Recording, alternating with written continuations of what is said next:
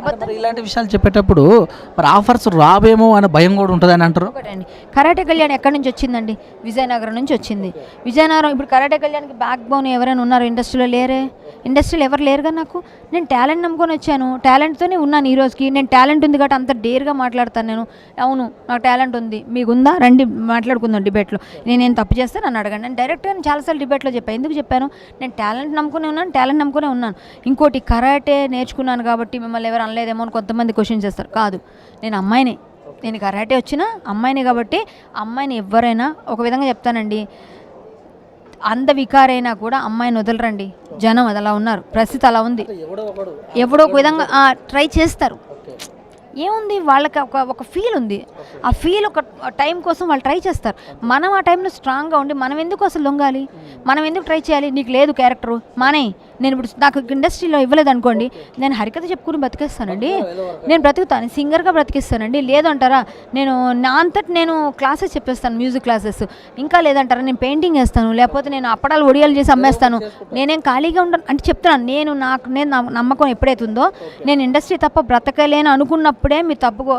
ఇక్కడ ఏదైనా చేయాలనుకో మీరు చేస్తారు. నువ్వు చదువుకో ఫస్ట్, నువ్వు నిలబడి నీ కాళ్ళ మీద. సైడ్ ఇంకోటి ఏదన్నా నువ్వు ఏదో ఒకటి నేర్చుకో. పెయింటింగ్ వేయగలవా, కుట్లు అల్లగలవా, అల్లికలు చేయగలవా, ఏం చేయగలవు, ఏదో ఒకటి చేసుకో. నీకంటూ ఏదో ఒకటి నీ ఓన్ క్రియేషన్ ఏదో ఉండు. అప్పుడు నీకు జాబ్ ఉన్నా నువ్వు అలా ట్రై చేయి. దొరకలేదు వెళ్ళిపో. అప్పుడు ఎవరు అడుగుతారు నిన్ను? ఏ విధంగా అడుగుతారు? కాస్టింగ్ వచ్చి ఇండస్ట్రీనే ఎందుకు ఆపాదిస్తారు? ఇప్పటికీ నేను అంటుంది అదే, ఉండొచ్చు, ఎక్కడ లేదని, అన్ని దగ్గరలో ఉంటుంది. మనం ఓకే అండి అవసరం వస్తుంది కదా, అవకాశం వస్తుంది కదా అని అలాగేనండి మీరు ఎప్పుడు రమ్మంటారు అని అడిగామనుకోండి, ఆటోమేటిక్ ఇవాళ సాయంత్రం నేను రెడీగా ఉన్నాను, ఫ్రీగా ఉన్నాను, రండి అంటాడు ఆయన. మనము నేను కొంచెం బిజీ ఉన్నాను, నాకు కుదరదండి, మా ఇంట్లో ఒప్పుకోరండి, ఇలాంటి ఇంట్రెస్ట్ లేదండి, నాకు క్యారెక్టర్ లేకపోయినా పర్వాలేదు అన్నది కన్వే చేయండి. మీరు ఏ పని పర్లేదు, నాకేం మీరు క్యారెక్టర్ అయిపోతే నాకేం కాదు, పర్వాలేదు వదిలేయండి అని కన్వే చేస్తే ఆబ్వియస్లీ ఆటోమేటిక్గా వాళ్ళకి అర్థమవుతుంది. నేను ఇప్పటివరకు అలానే ఉన్నాను. నన్ను స్టార్టింగ్లో నేను చెప్పాలి అంటే నన్ను ఒక మహానుభావుడు 1 year బాండ్ రాయమన్నాడు. నేనేం చెప్తే అది చేయమన్నాడు. నువ్వేం చెప్తే చెయ్యి, నేను చెప్పింది నువ్వు చేస్తే నీకు మంత్లీ 50,000 శాలరీ ఇస్తా అన్నాడు. నేను వచ్చిన స్టార్టింగ్ డేస్లో నేను అలా వెళ్ళిపోయాను. ఆ రోజు నేను రాయననంగానే ఆయన ఏమన్నాడు తెలుసా? ఈరోజు నైట్ మా ఇల్లు మీరు ఖాళీ చేసి వెళ్ళిపోండి అన్నాడు. వర్షాలు వరదలు జూన్లో మా గణపతి కాంప్లెక్స్ మునిగిపోయింది.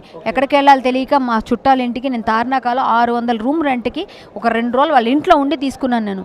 నేను ఎన్నో కష్టాలు పడ్డాను. అప్పుడు నేను వాళ్ళు చెప్పినట్టు బాండ్ రాసేస్తే నేను అదే రోజు అలా ఉంటే నేను ఈరోజు ఈ మాట చెప్పను ఇంత డేర్గా. ఆయన ఉన్నాడు ఇండస్ట్రీలో, బట్ ఫేడ్ అవుట్ ఉన్నాడు.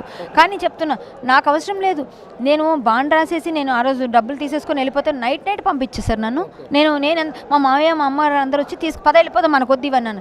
నేను ఇక్కడ వచ్చా, నాకు ఎందుకో స్వామి నాకు చెప్తున్నాడు ఇక్కడ ఉండమని అనిపించమని. నాకు 6th సెన్స్ పనిచేస్తుంది. నా మీద నాకు నమ్మకం ఉంది, చేశాను. నేను అంతే ఉన్నాను. నాకు దేవుడేమి ఇక్కడ ఉన్నదంతా తొలగించమని చెప్పి పంపించలేదండి.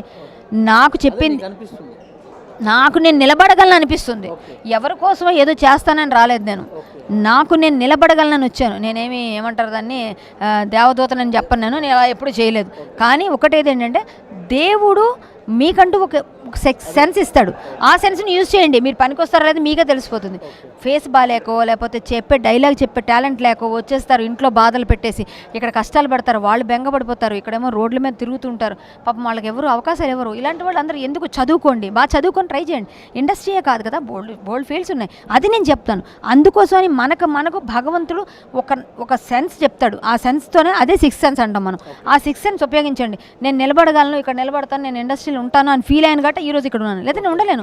ఆ మహానుభావుడు ఆ రోజు రాసేమని ఉంటే నేను రాసేస్తే నేను కూడా క్యాస్టింగ్ వచ్చి దీనిలో వెళ్ళిపోతానో ఇంకేమవుతుందో తెలియదు నాకు. కానీ చెప్తున్నా, నేను ఒకటే అండి ఇప్పటికీ డేర్గా చెప్పగలను, ఎవరికైనా సమాధానం చెప్పగలను. ఎందుకు? నేను డేర్గా చెప్తా. నేను చేయాలని చెప్పను ఎవరికి. అలా మన అవసరానికి ఇండస్ట్రీని వాడుకొని మన అవసరం తీరిపోగానే బయటికి వెళ్ళిపోయి వేరే విధానాల కోసం వేరే రూట్ల కోసం డబ్బులు సంపాదించడం కోసం ఇండస్ట్రీ మీద బ్లేమ్ చేయకండి. మా ఇండస్ట్రీ అంతా ఒక తాటిపైన ఉండాలి అని అనుకుంటారు. కానీ ఎవరి వైపు వెళ్తే ఎవరి మీద ఏ బురద జల్లుతారని ఎవరు మాట్లాడట్లేదు. క్లియర్ అది. కాబట్టి మనం ఎవరైతే మీరు ఏ ఉద్దేశంతో కాస్టింగ్ కోచ్ గురించి మాట్లాడారో వాళ్ళే ఎవరెవరి అవసరాలకి ఎవరెవరు ఏ పబ్బుల్లో కూర్చొని ఎవరెవరి కోసం డిసైడ్ చేసుకొని ఎవరెవరు ఒక 8 మంది 7 మంది కలిసి డిజైన్ చేసిన ఈ కాస్టింగ్ కోచ్ గురించి మాట్లాడిన విధానం ఇది బయటకు వచ్చి ఇంత పెద్ద రప్చర్ అయింది. దానికి మేమందరూ చాలామంది చాలా రకాలుగా ఇబ్బందులు పడ్డారు, మా మీద కేసులు పడ్డాయి, ఎన్నో జరిగాయి. బట్ నేను ఒకటి చెప్పనా, ఆ కేసు కూడా అది ఏమీ చేయలేరు ఎవరన్నా, ఎందుకంటే భగవంతుడు నేను కూడా పెట్టగలను. ఇప్పుడు ఇంకో కేసు ఉంటుంది, ఆ కేసు మేము పెడతాం, కానీ ఆ కేసుల వల్ల లేకపోతే ఇంకోటి వల్ల ఏం కాదు.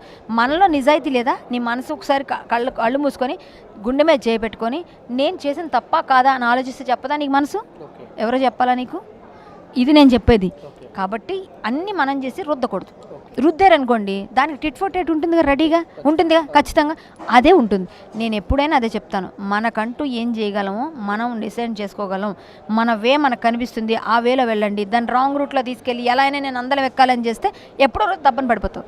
అక్కడ ఉండరు ఎవరు, లాంగ్ స్టాండింగ్ ఉండరు. మీరు ఎందుకు ఉండరు?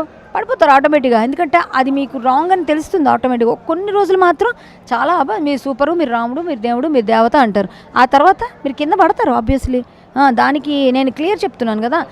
మనం అస్సలు వాటి గురించి కాస్టింగ్ కౌచ్ గురించి మాట్లాడే అవసరమే లేదు ప్రజెంట్. ఎందుకంటే ప్రతి ఇండస్ట్రీలో ఉంది, మా ఇండస్ట్రీలోనే ఉందంటే నేను ఎప్పటికీ ఒప్పుకోను. మనలో ఉంటుంది, నువ్వు ఒప్పుకోకు, నిన్ను ఎవడో ఒప్పుకోమన్నాడు. అలాంటి క్యారెక్టర్ ఎందుకు చేయాలి నువ్వు? నేను చేయొద్దు.